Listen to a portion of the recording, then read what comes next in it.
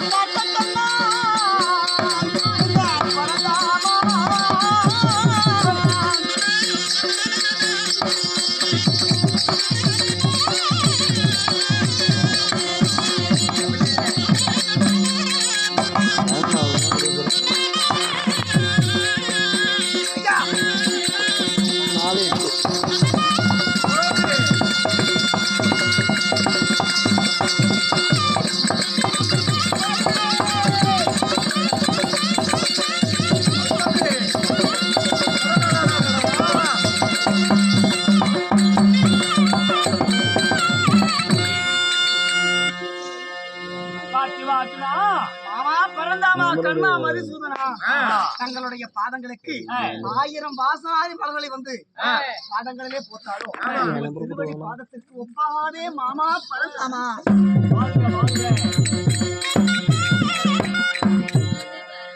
நீ எண்ணிய காரியம் இனிதே நிறைவேறும். நான் எவ்வளவு நேரம் சொல்லுவேன், எல்லாரும் நினைக்கிறத ஒரே வார்த்தை சொல்லிட்டு நினைத்ததெல்லாம் ஈடேறும். அர்ஜுனா,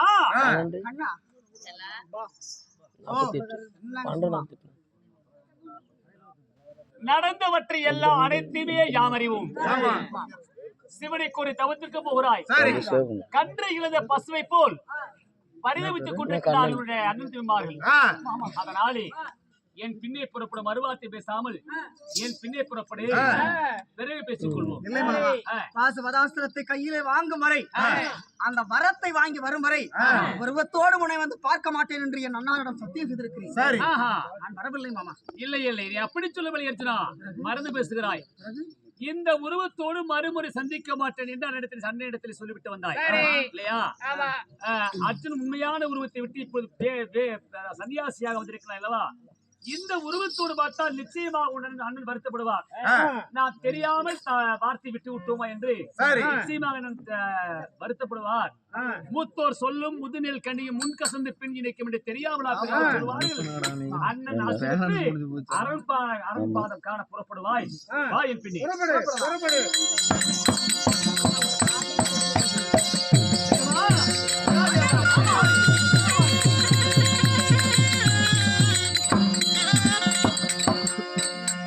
பாஞ்சாலி, இதோ நான் உங்களிடத்திலே சொன்னதை போல உன் தம்பியாக அர்ஜுனனை கையோடு அழைத்து வந்திருக்கின்றேன். இதோ உன் தம்பி அர்ஜுனன்.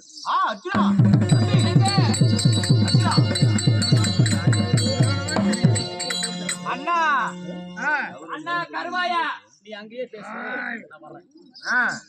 என்னங்க யாருங்க அது? ஆமா ஒன்னங்கிட்ட நம்ம என்ன சொன்னோம்? என்னோட வீட்டுக்கார அர்ஜுனரை தான் கூட்டி வர சொன்னோம். அப்படிதானே சொல்லி ஆமா. அனுப்பிச்சோம். இருந்தாலும் அர்ஜுனனை கூட்டி வரணும் ஏதோ வேற ஒருத்தர் கூட்டி வந்து காட்டுற அப்படியே ஒரு சன்னியாசிய அதுதானே. சாமியார் போல் இருக்கின்றா. சாமி நீங்க யாரப்பா நீங்க? அண்ணா யார் நீ? அண்ணாவா? நான் தான் அர்ஜுனன். அர்ஜுனனா? என் கோலத்தை பார்க்க கண்டுபிடிக்க முடியவில்லை என்றாலும் என் குரலை கேட்டாவது பார்க்கலாமே. நான் தான் உங்கள் தம்பி காந்திபன். தம்பி என்ன கோலம் இது?